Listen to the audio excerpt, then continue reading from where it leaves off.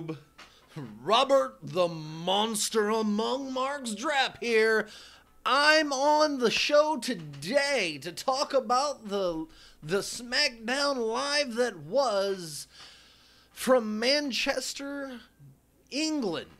Once again, Smackdown Live delivering an instant classic and deciding to try and really build towards a SmackDown versus Raw Survivor Series.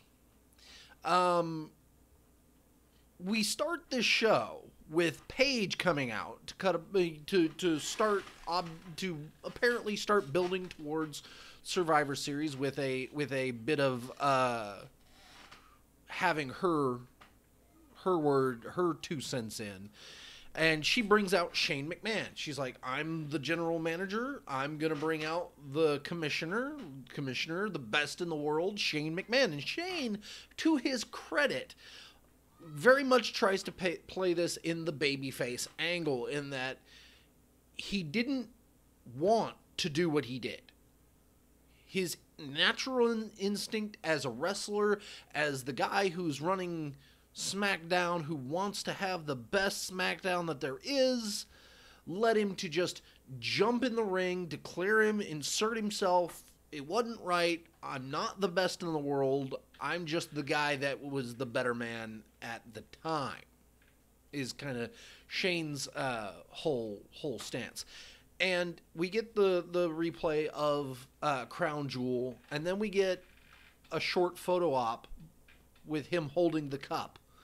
And there was a moment where I thought, he was going to stand with Paige, but then kind of pulls it off to the side and holds it, at a little bit at arm's length. The pair then run down the whole card for Survivor Series, which to this point is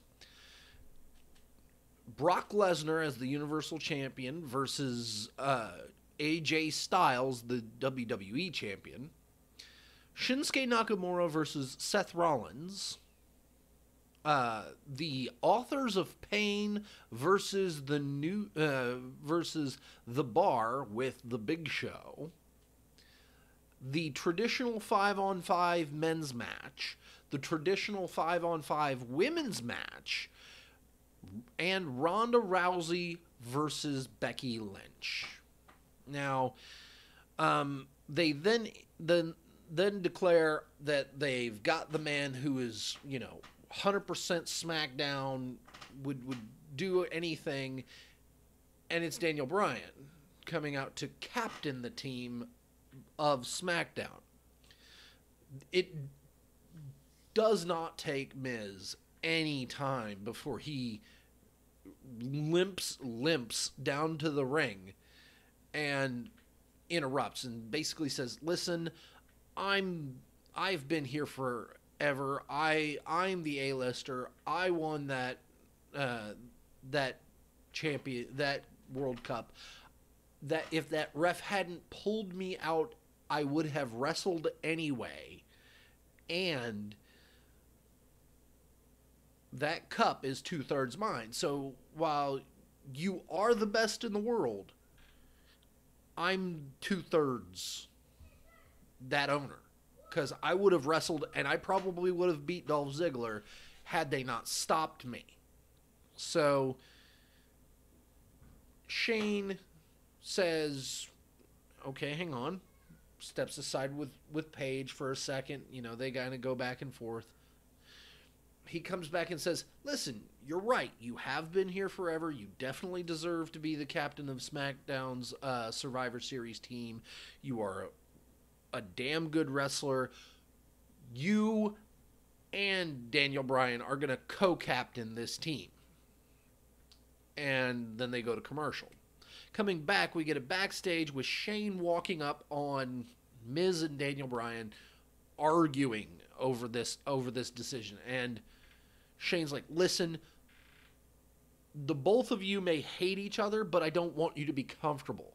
In fact, I want you to be uncomfortable. I want you both to have to, butt heads and argue a little bit, because out of conflict, we will become better. And as such, I expect the two of you to work together to build the best SmackDown team. And Miz is like, you know what? You're right. I can completely see that. And as the best in the world, I think you should be on the team. Shane's like, no, I'm the commissioner. I can't do this. Daniel Bryan's like, listen, I don't know, I usually don't agree with what Miz has to say, but in this case, he's right. Nobody in the company, nobody on the roster has as much at stake in this as you do. And therefore, you should be in this match. And so he's like, well, if you really think that way, if you really believe that, I'll accept. I since you two are agreeing, I'll agree. And they're like, he walks away, and you get Miz looking at Daniel Bryan, are like, man, this is weird. Mm-hmm. I don't know how to feel that since we agree. And Miz is like, listen, I appreciate you backing me up on that. I really thank you for that. As a gesture of goodwill, you can have the next pick. Daniel Bryan's like, all right.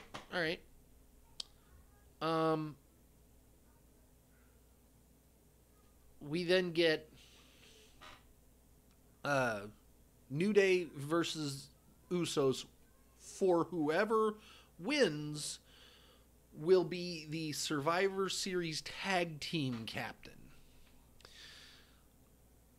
I don't like the 5-on-5 tag team Survivor Series match. I don't like it. I thought that the whole thing was going to be having whichever team wins is going to be the captain and go with the bar and back them up. But apparently they're doing another tag team 5-on-5, which is going to be the worst match in the evening. So buckle up for that, I guess. This match is really good. I mean, New Day and Usos have had history so long that it's always wonderful to watch them. I didn't really have a lot of spots for this match, mostly because a lot of it was just standard tag team fare.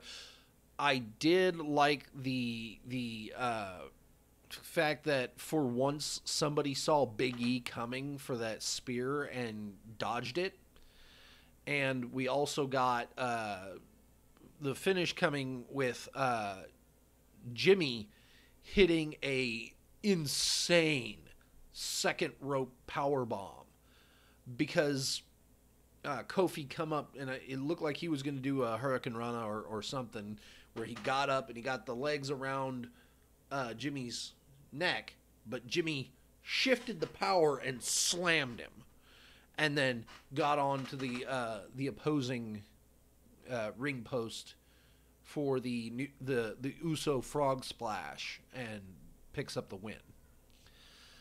Post-match, we get a promo from the Usos basically saying, hey, we've been to hell and back. We've done it all. We've got a long history. Real recognizes real. We want you guys. We want you to represent SmackDown as our first pick in this thing. So like I said, up until this point, I had thought it was going to be like, oh, we're accompanying the bar. No, we're doing a 5-on-5 tag team tag team Survivor Series match, which I detest. I don't like it, but it is what it is. Backstage again. There's a lot of backstage segments in this one. We get Miz on the phone, apparently trying to book a late night talk show for his upcoming promoing of the Marine 6, which nobody's going to care about, including me. But apparently they all only want Becky. Daniel Bryan walks up, starts talking to the Miz, announcing that his pick will be Rey Mysterio. And Miz is like, no, Rey is not good enough. I mean, yeah, he's a Hall of Famer, but no, he's not. No. But he beat Nakamura. He beat Randy Orton, and he beat Miz. So Miz is like, all right, fine. If Rey Mysterio impresses me during his match with Andrade Cien Almas later on in the evening, he's in. Brian's like, great. All right, good. I've got a solution for our last pick. So, you pick somebody, I'll pick somebody. The two of those men will have a match. Whoever wins the match gets the spot.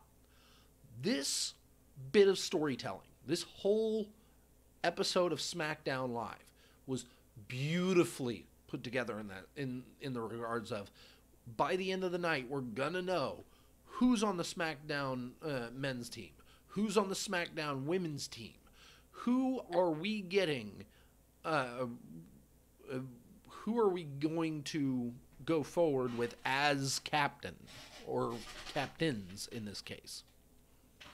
It's beautiful.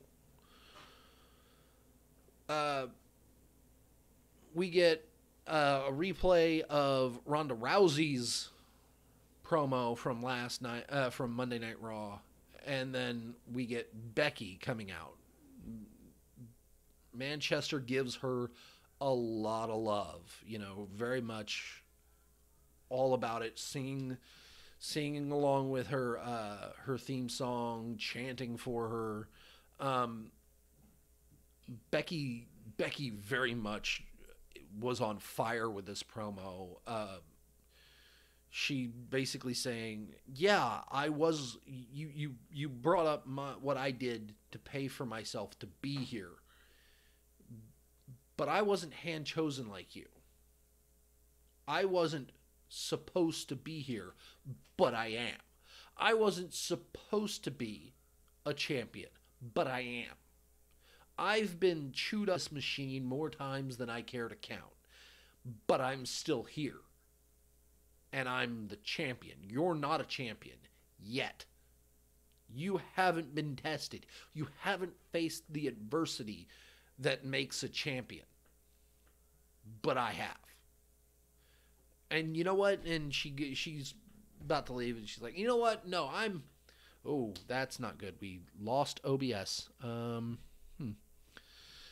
Disconnecting. We got reconnection. Okay. You know what? Normally I'd be out of here, but I want a match. I want to fight somebody. I'm in a mood. Let's do this. Whoever wants to come out, come on out, face the champ. And then we get the helicopter. I'm like, at first I was like, wait a second. I know this one. I know whose entrance this is. And then the laughter and the music, that heavy metal guitar. I'm like, it's Sanity! Yes! Yes, we're gonna get Becky Lynch versus Nikki Cross. It's gonna be fucking great. Yes! And Nikki Cross does come out with Killian Dane, with Eric Wolf. Oh God, it was great. Seeing all of them back together on SmackDown, and she's with them, and she goes up to the ring. She's like, oh, you want to play? I'll play. And she even snatched the mic out of Becky's hands. It was great. This match was again really, really good. I desperately hope that this leads to Nikki challenging Becky Lynch post Survivor Series. But in the end, Nikki is forced to submit to Becky Lynch via the Disarm Her. So she looked really good in this match. I mean, a lot of stiff strikes, a lot of really good work in this go. Backstage we get Miz taking a selfie which Daniel Bryan photobombs and then announces his pick for the last spot match, Jeff Hardy.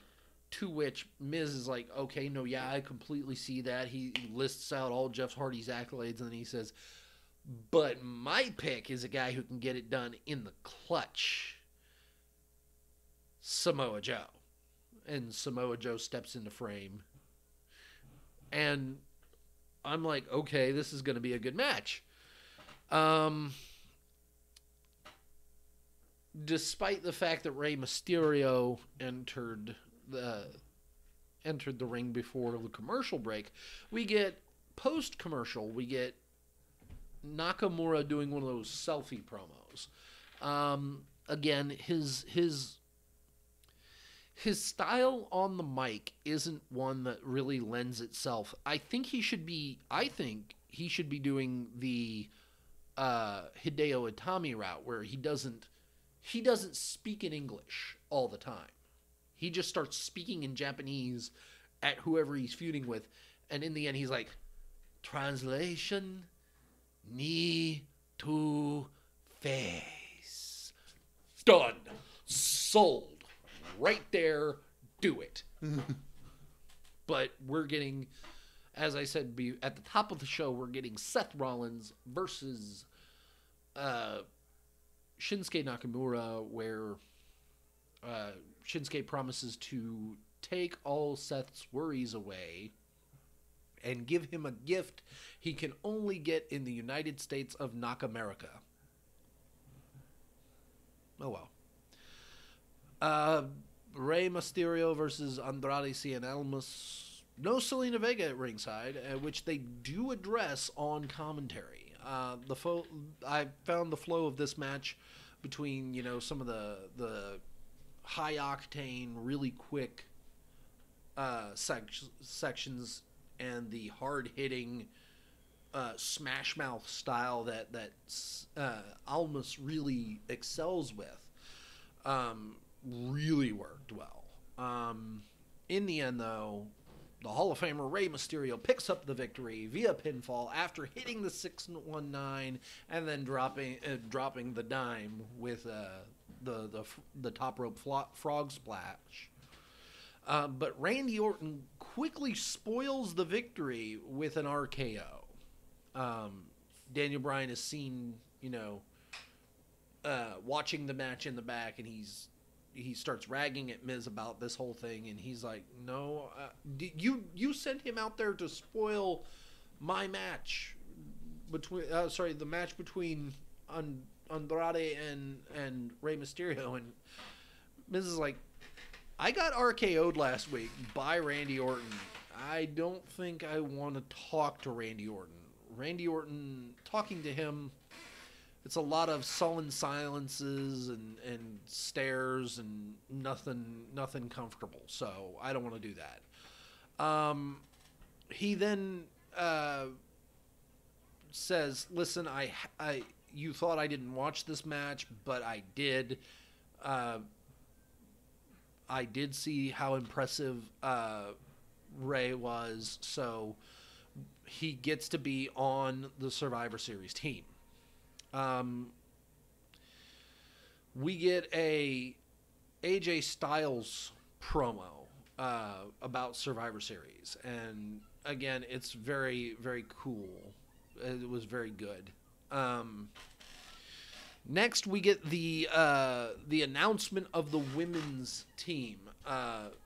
Paige announcing who's going to be on the team, starting with Carmella, who brings out R-Truth, and they wrap their way down to the ring.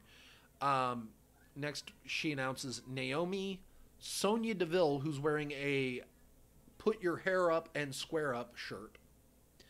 Asuka, I did that for you, Sierra. Asuka coming out wearing a new shirt that says Asuka Lock on it. Really cool. And Charlotte was announced finally, and she was apparently contacted by Paige and asked to be the captain of the of the women's team. But instead, we get Mandy Rose to comes out. Like, Charlotte's music hit. It went to the end, cut off, and then we got Mandy Rose's music, and she comes out. And she starts talking about, I see all this in the ring, but you picked Sonya Deville. Why did you pick her when she didn't win in the Battle Royale? And she didn't even come close because I eliminated her. And Paige is like, listen, we're not doing this. You don't get to come out here and just put yourself on this team. I'm not having it. Mandy makes her way down the ring in anyways and starts insulting everybody. She starts with Asuka, who's standing closest to the ropes. She's like, Empress of Tomorrow, you're already a thing of the past. She moves to Sonya Deville, who she's like, I already beat you. She moves then to Carmella, and she's like, Mella is money. You're worth about as much as your title reign. Completely useless and lackluster. And to her credit, Carmella doesn't even flinch before saying, at least I got one. At least I got one. Go, girl. She then moves to Naomi, who she then says, Naomi, it's been forever. Is there anybody out there still feeling the glow? Like Jimmy? Does he even feel the glow anymore? This then leads to her getting her ass whooped by pretty much everybody in the ring. But Mandy Rose actually, Sonya Deville pulls her away, right? She gets her out of there. And Sonya rolls out of the ring and goes up the ramp. So that is what it is. Jeff Hardy versus Samoa Joe. I really tried to get into this match. I really did. But it was a little hard because of how Daniel Bryan and The Miz were on commentary arguing, kind of going crossways between the two. And this was an okay match. Jeff Hardy tries to get the win after hitting the twist of fate, goes for the swanton. Joe gets the knees up and then seamlessly transitions into the coquina clutch, to which Jeff Hardy taps out. Samoa Joe gets in Daniel Bryan's face after the match, and he goes off on him, gets him in the ring. They fight a bit, but Daniel Bryan manages to get Samoa Joe in the yes lock. Miz pries him out, which causes the two of them to start squabbling and fighting. And Shane McMahon comes out of nowhere, grabs Daniel Bryan. Daniel Bryan, not even thinking, doesn't even look, hip toss. And he sees it's Shane. And he's kind of glaring at both of them and walks away. And he's walking up the ramp to thunderous yes chants. And that's how we close out SmackDown Live. Personally, I thought that this was a rather good build towards a pay-per-view we're going to be seeing here in another week. The fact of the matter is we also have to look at the facts. We now know who's on the SmackDown Live men's Survivor Series team. Daniel Bryan, The Miz, Rey Mysterio, Shane McMahon, and Samoa Joe. For the women's side, we have the announcement. It's going to be Charlotte Flair, Asuka, Carmella, Naomi, and Sonya Deville. A place of honor for her amongst some really talented women. We don't know anything about the 5-on-5 tag match for either brand, but at least SmackDown has started that build, has put together a framework. We know we're going to get New Day. We know we're going to get the Usos. Who's next? We've got 3 more spots to fill, and we're going to get to see it. So, could be a lot worse. But I'm still holding my breath on this one. It's kind of hard to do this show without 2 things. One, it's kind of hard to do this show without you guys. So I want to thank you all for watching. Please like, comment, subscribe, share all those wonderful things down below. Hit the bell for the notifications. Follow the show on Twitter at InMoshPit, and I'm at Rob's Random Roms, which is over on this side. Heavy Metal Hippie is my good friend and tag team partner, which is the other thing that I really miss. I can't wait to have her back on the show. But hey, life is life. No rush. We both have a lot of work to do, but I think that my new digs, where I come to you every week with the exterior shot of where they are in the world, is a good idea. Just let me know what you guys think. This is a exterior shot of the Thames, decked out in SmackDown blue from Manchester, England. So, again, I will see you all tomorrow night for the NXT 205 Live review. So, later. Again.